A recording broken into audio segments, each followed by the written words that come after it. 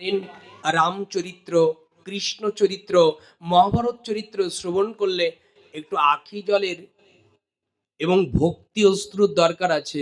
এতক্ষণ খুব পক্ষ নিয়ে আলোচনা করতে কঠিন হয়ে গেছে হৃদয়টা, একটু সরল করার চেষ্টা করি আমরা। সেই সরল স্তর হলো কৈকেয়ী যখন এই বর চাইলেন আর পিতার সত্য রক্ষা করার জন্য রাম কোথায় গিয়েছিল? কোথায় গিয়েছিল? বনবাসে। ভরত মামার বাড়ি ছিল। ভরত যখন বাড়ি এলো তাহলে ভরত আনন্দ হওয়ার কথা, তো তার রাজ্য পাবে। কি বলুন না, মা আমার ভালো কাজ করেছে, আমার রাজ্য দান করেছে। উত্তর দিয়েছি, মা লিখে নিয়ে যান।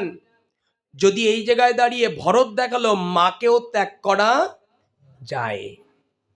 আমি দেখাচ্ছি 4টি জায়গায়, যদি ধরে রাখতে পারেন মাকে ত্যাগ করা যায়। আরো 3টি জায়গায় আপনাদের দেখাই। আচ্ছা, বাবাকে ত্যাগ করা যায়? বাবা ত্যাগ করা যায় কোথায়? আমাদের এটা দেখিয়েছে ভাগবতে। সপ্তম স্কন্ধে প্রহ্লাদ যখন হিরণ্যকশিপুর স্তরে দাঁড়িয়ে হিরণ্যকশিপু বললেন, প্রহ্লাদ তোমার যে মুখের নামটা আছে হরিনাম, এই নামটা পরিত্যাগ করো, না হলে চন্দনের বনে কাটা গাছ হয়েছে, আমি কিন্তু এটা উপড়ে ফেলবো।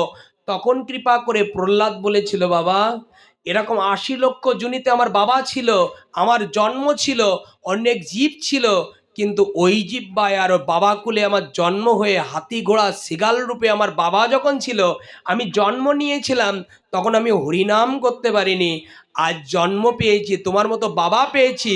80 লক্ষ জুনিতে যদি বাবা হয়ে থাকে, সেই বাবাকে যদি ত্যাগ করে আজ মানুষ্য রূপে এসে বাবা পাই, এই বাবাকে ত্যাগ করতে পারবো, কিন্তু আমি হরিনাম ত্যাগ করতে।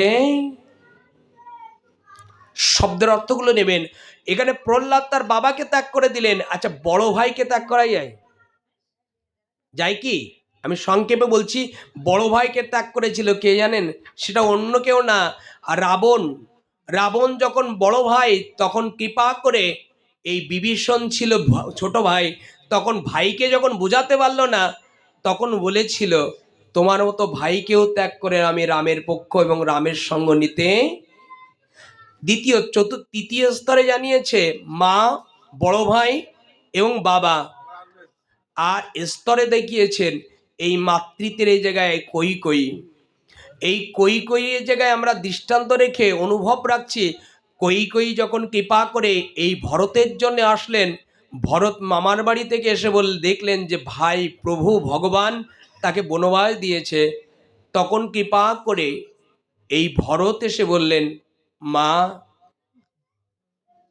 জগতের আলো চাঁদের মতো নক্ষত্রের ন্যায় যে ধর্মকে তুমি বনবাস দিয়েছ, তোমার মতো মাকে আমি আর কখনো দিন মা বলে ডাকবো, আর আমি কোনোদিন মা বলে ডাকবো না। কথাগুলি খুব নির্জীবে অনুভব করবেন যে কি তত্ত্ব দিয়েছে এখানে। আমি মা বলে ডাকবো না, তোমার মতো